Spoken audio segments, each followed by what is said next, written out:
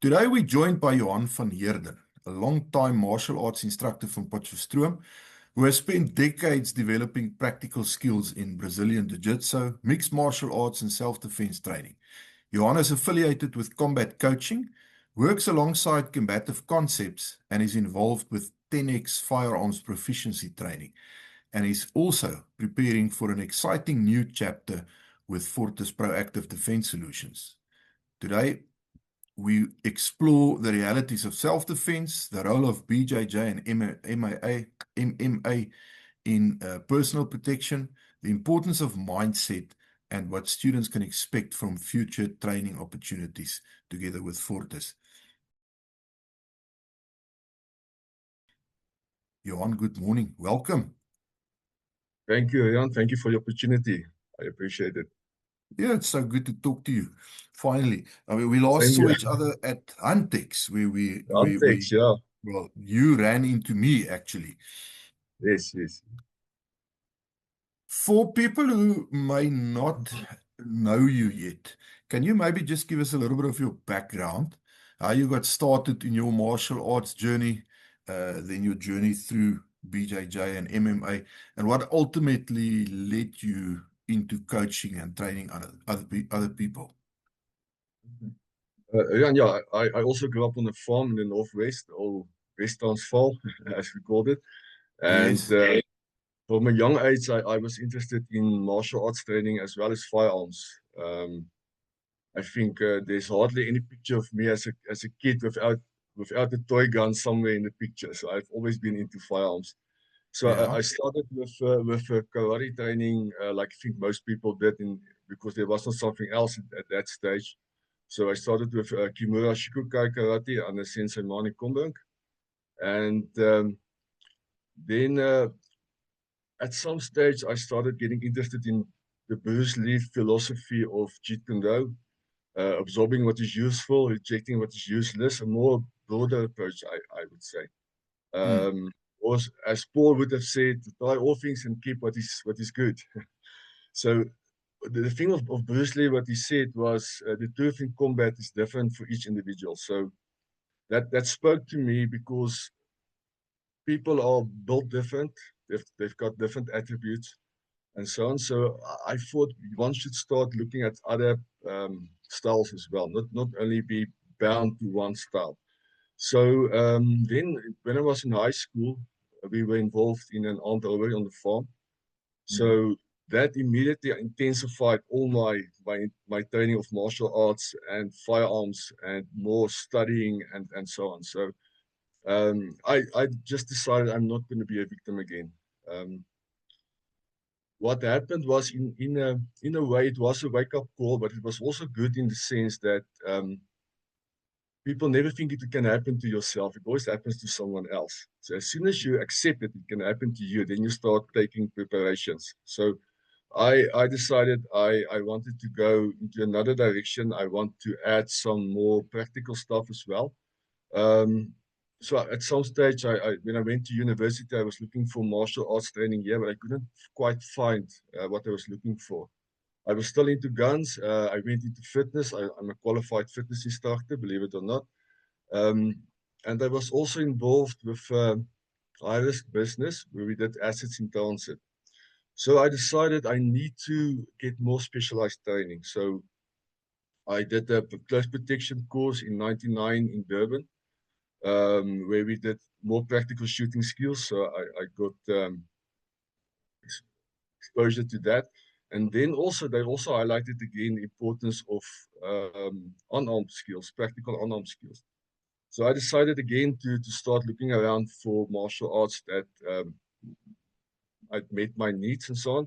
So I came across Coach Morne Sonnepoel of Combat Coaching, and I joined him in around 2000. I joined his organization with a training group at that stage because there was nothing similar here in Potch.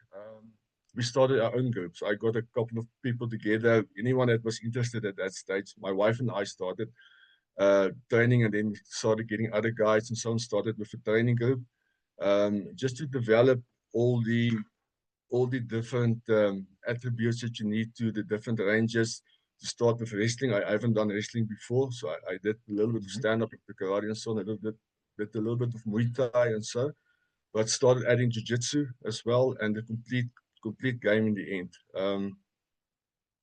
But I was still into shooting. A little bit later, I met Arno of Combative Concepts, and what he did, I felt complemented what we did with the MMA JKD type training. In that he still did the close quarter shooting, but he also added some combatives or empty hand skills as well. It was not only about the shooting, but a more complete approach than people that were just doing the shooting part. So I like that, and I've been training with Arno also since that time, the same as with Monet, till this day. So then later on with the assets in transit and so on, I became interested more in like carbine training and so on, something a little bit more punch. So I did a couple of courses with Uncle Adrian Rosley. I did some courses with Kelly McCann when he was here, Jim Wagner over the years. But still, my main coaches still are Monet Swanepoel and then Arno Barlow, of course. So I still with them. The reason why I started training initially was a bit selfish, to get training partners. So it was not to expand the really knowledge or anything, just for me to better myself. But as I realized the benefits that combat sports had in my own life, I decided I need to start sharing it with other people. Maybe other people that's also interested in self-defense. They don't know where to start, what's practical, what's not. How do you test it? How do you do it safely? And just overall, just improving your life, doing a bit of life coaching as well through the combat sports, lessons that you learn, not giving up that easily, some little bit of grit and grind that you need to develop, which people might need sometimes. And so that's why I decided to also expand this more into the training and do more group classes and so on. And then about two years ago, I had to go into training full time. So that's when we started with the proficiency training as well. And then previously we did the classes only part-time, like twice a week or so, but now I'm doing this full-time classes, private classes, proficiency training, all of that. And then my jiu-jitsu, with the other styles, there's not gradings involved, but with the jiu-jitsu, we did a grading last year where I got my purple belt. So that's where I am at this stage. So, as I mentioned in the intro, you're involved with several organizations and training groups, Combat Coaching, Combative Concepts, 10X, and now potentially also then Fortis Proactive Defense Solutions. How do you see all these pieces fitting together? Is there a common philosophy that connects all of them for you? For me, I see all the different role players as pieces of the puzzle. Each one of specializes in their own fields, but there's also some overlapping as well. So for me, I approach it the same way I do MMA training. So take a little bit from everything else and make something new from that. So in the end, I want to develop a more well-rounded approach to develop a complete martial person in the end. So for me, combat coaching offers the pressure tested, the hand-to-hand skills, unarmed combat. They also do street combatives as well, weapons and so on. So it's not only the unarmed stuff, but then with the combative concepts, you spend weapons as well, but close quarters handguns predominantly, but also some bare bones combative skills that you also add to that. Okay, so all of this complement each other. And then with 10X, we do, for new shooters, you do the proficiency training, you do introductions to them, started them on their path. And where I see Fortis fitting in now is continuous training for the guys that just received their proficiency, because like we know that we need to continue the training. So many of them have asked me, okay, so now I have my proficiency training, what's next? And yeah, you can help them and so on, but I like Fortis's approach of different skills, building on top of the other one, and just giving continuous training for the guys that wants to do that, and that we recommend that they do that. And for me, all of this fits together then, even with softer skills like your stop the bleed courses, maybe house clearance and stuff like that, tactics, and in the end, just to offer a complete system from beginning, from A to Z, unarmed, new shooter, all of that until the end, that you have a well-rounded person, a complete warrior. And that's my philosophy with that. Exciting times.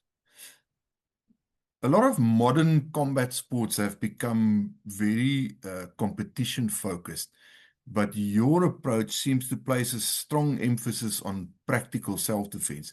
What would you say are the biggest differences between training to win a match and training to survive in a real-world violent encounter?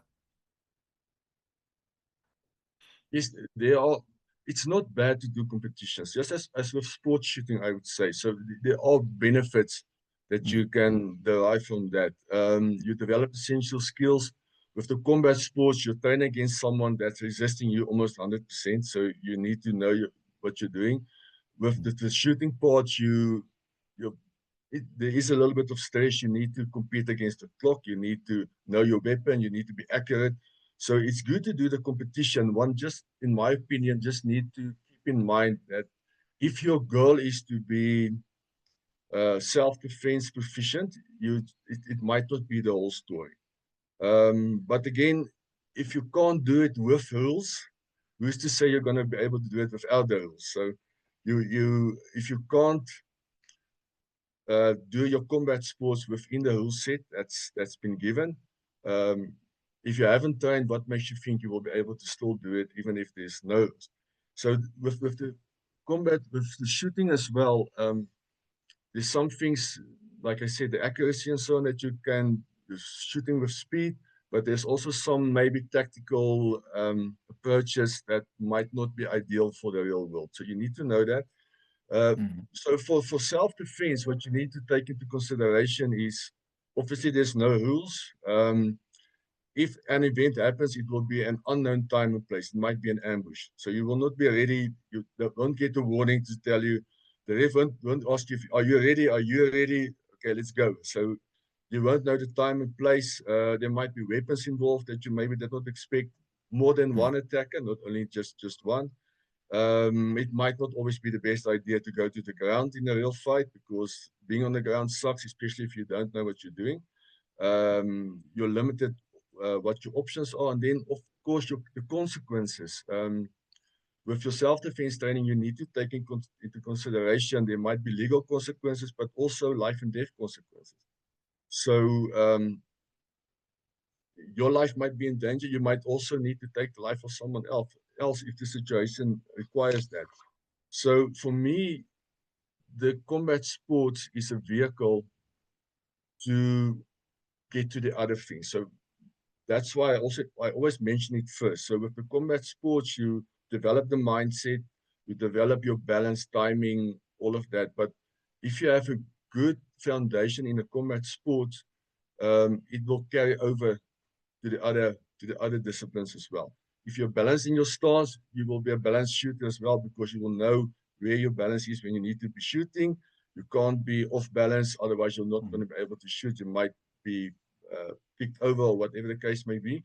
And then combat sports, the importance for me about that is, if you want to be able to defend yourself against someone that's striking you, the best way to do that is by training against someone like a boxer that specializes in striking.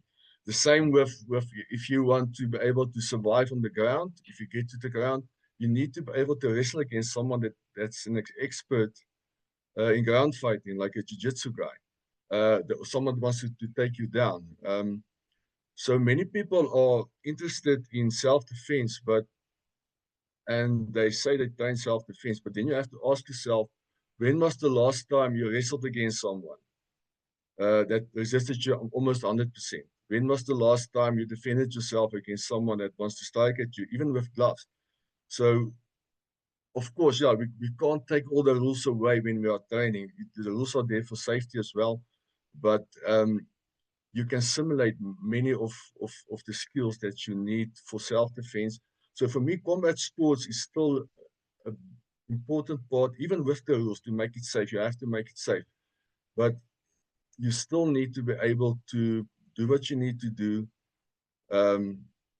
within the rule set, even if it's necessary.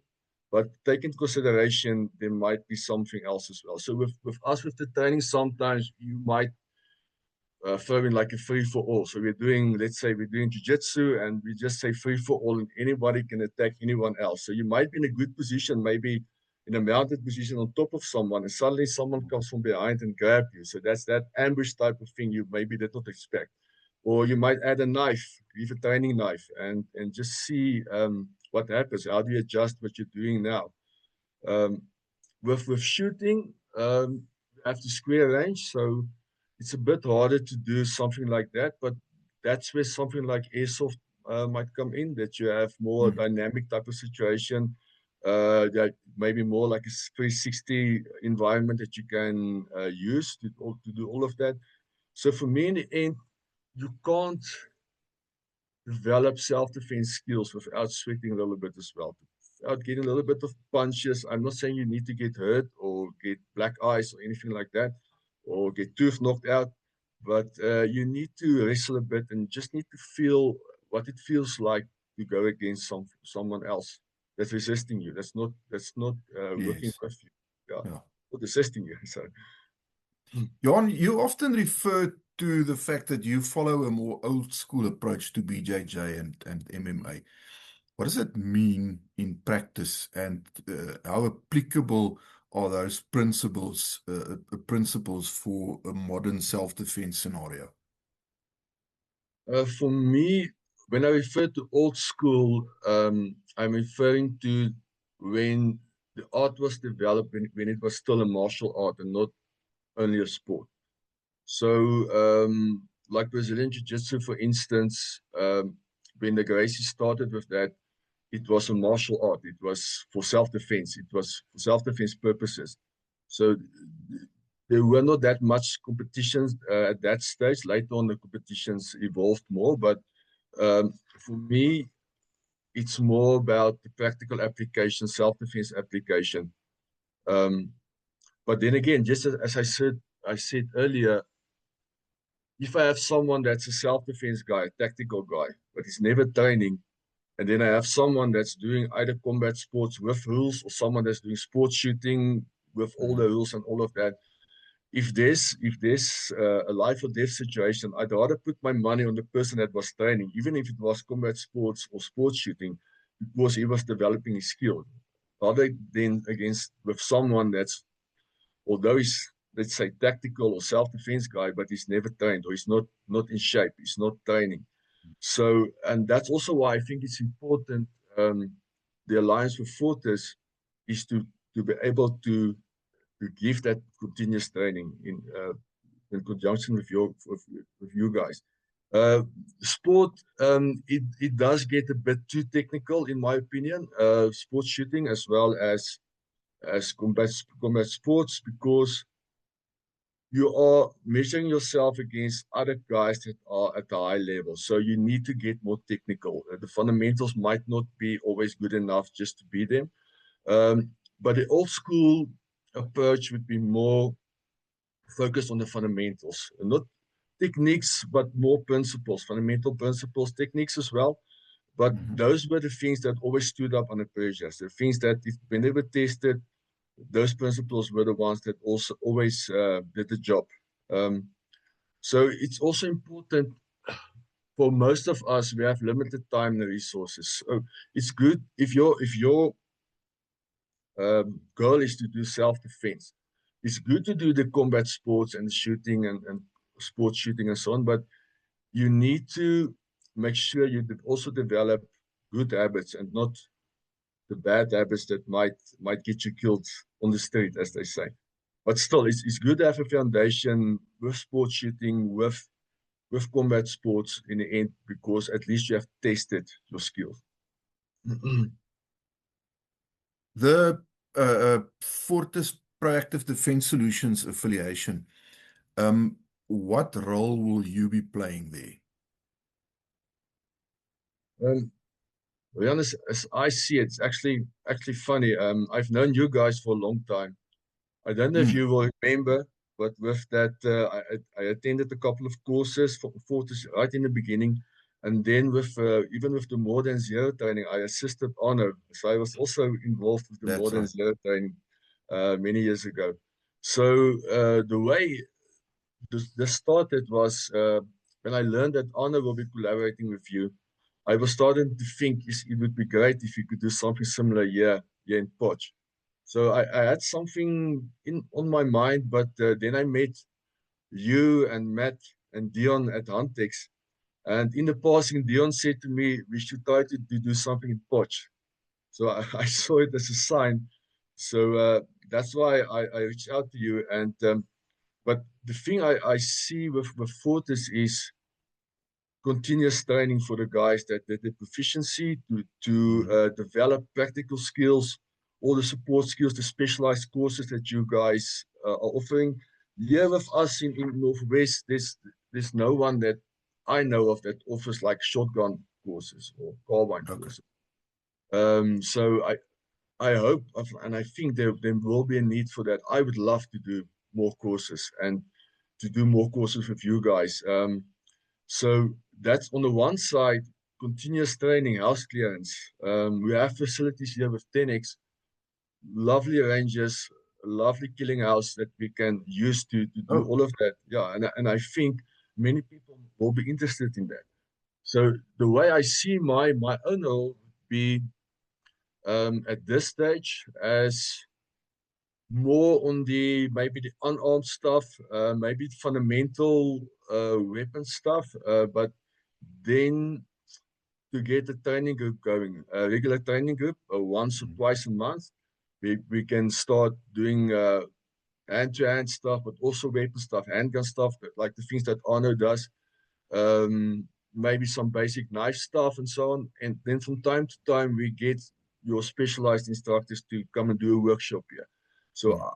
I will lay the foundation, and then they can come and do the specialized work with the guys, and we get continuous training going. We build a foundation. So we start from unarmed, we go right through all the way to all the weapons platforms, from proficiency, weapon platforms, and all of that. Because many of my students here are like learners or students, so few of them have firearms. So I focus more on the unarmed stuff, self-defense, unarmed self-defense against weapons, maybe. But I always wanted to branch out again because I do have some knowledge on the weapon stuff as well. Not specialized, I'm not an expert, but I always wanted to branch out to that, which will be then the logical next step for someone that's interested in self-defense. So you start with your unarmed skills, but we all know unarmed might not be enough for all situations. You might need, say a knife or maybe pepper spray or something like that. You might need some kind of weapon. So I can start to lay the foundation with that and then start building the skills, start building the mindset. Um, and then we can facilitate to do more specialized training with your instructors. And maybe over time, I can also develop into a more specialized instructor and also help with some of those stuff. But I think the fundamentals I can help with a lot. My approach is much like the Swiss Army knife. So I have a little bit of everything. I'm not an expert, I would say, in any one of those, but I have something of everything. So just to be more versatile in the end. Um, so what I was thinking was that my German porch would be the ideal venue for combative type of thing. I have a large mat area. Mhm. It's central, so we can do the training there. That doesn't require shooting, and then we have the shooting ranges at 10x and the kill house and so on. So when we need to do the firearm stuff, we can do it there. And it's also the 10X, the headquarters is close to Carletonville, so it's not that far from Gauteng if the instructors have to travel. It's quite central, I think, and I think it will be good to have something like this here in Northwest. Like I said, Okay. that I don't know of anything similar here, and people need to continue developing their skills with the firearms, with unarmed stuff, self-defense, whatever the case may be. So, where can people get hold of you, um, if they were?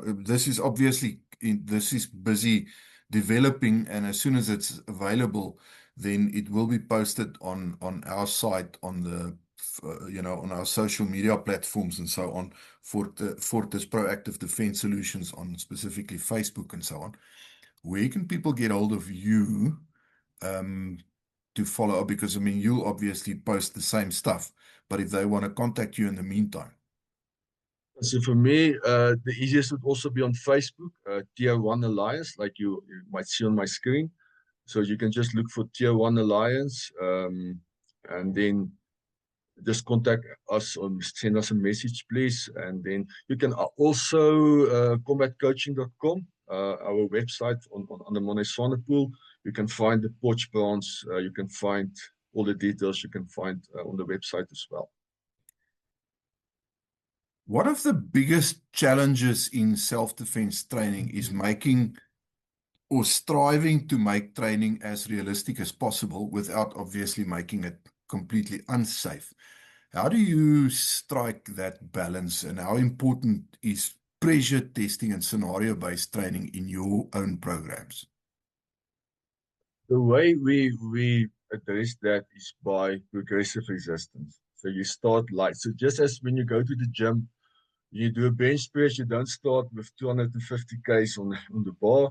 You start maybe with 20 Ks and then work up to 30, 40, and so on. So when we do resistance training as well, when we do the combat sports, you also start lightly. You still have resistance, you still have timing, you still have to react, you still have to fight back a bit, but and then over time you increase the resistance. But that's also why it's important to do continuous training. So you can't, with a single workshop or a single course, you can't reach your full potential. You need to do that over time.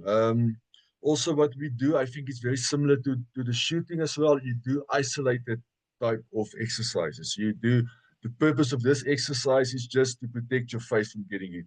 So we're not doing takedowns, we're not doing kicks or anything, for example. We just have one goal, and that is protect your face from getting hit.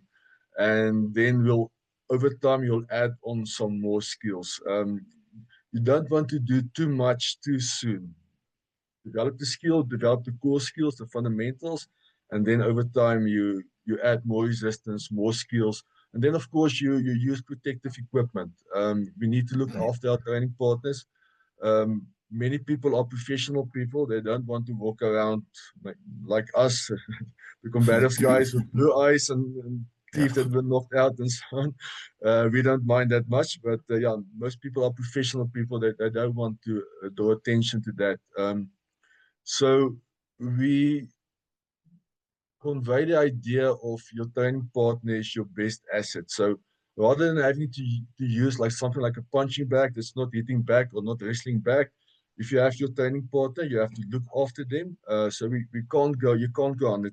It's just the way it is. You can put on some protective gear to minimize your injuries and so, but you need someone to train against, to develop the timing, to develop the fitness.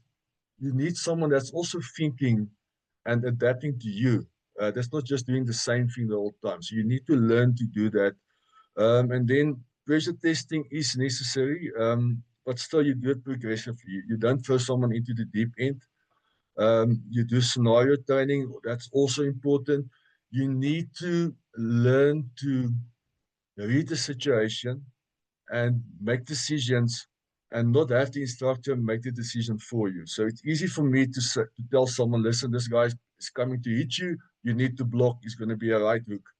Okay, so that's easy to do. But if you do a scenario training and someone is just talking to you and suddenly he swings with his right hand, you might not be ready for that. So maybe you did not have your hands up even or something like that. So you need to learn. The rules on the street is different than in sport. Again, to come back to what we spoke about earlier, You don't have a ref that's asking you if you're ready for the fight.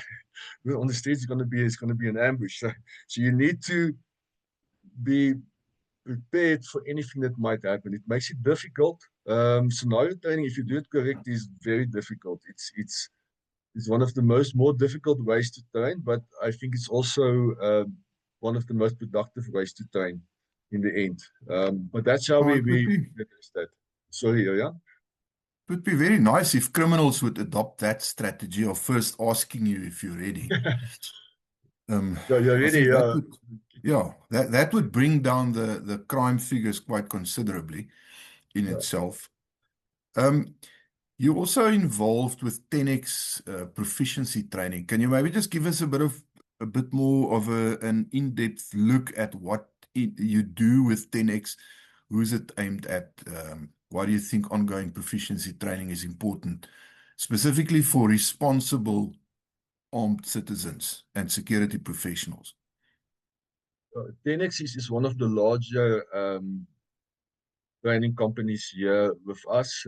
We have several branches, uh, and they do proficiency training, private training for normal civilians, and then they do business training as well for security companies. And they do further training, Regulation 21 and security training, more tactical training. Uh, 10X, the headquarters is situated close to Carletonville, so it's between all those mines with the Zamazamas and so on. So Oh, uh, yes. yeah, so the guys need to get more specialized training, and that's what 10X offers. They have a good course, a tactical course that they offer them. Also, CPF groups, they help CPF groups, farm watches and so on, um, with little bit more advanced training than just your regular proficiency training. The facilities, they have a couple of classrooms, they have nice facilities, a couple of shooting ranges.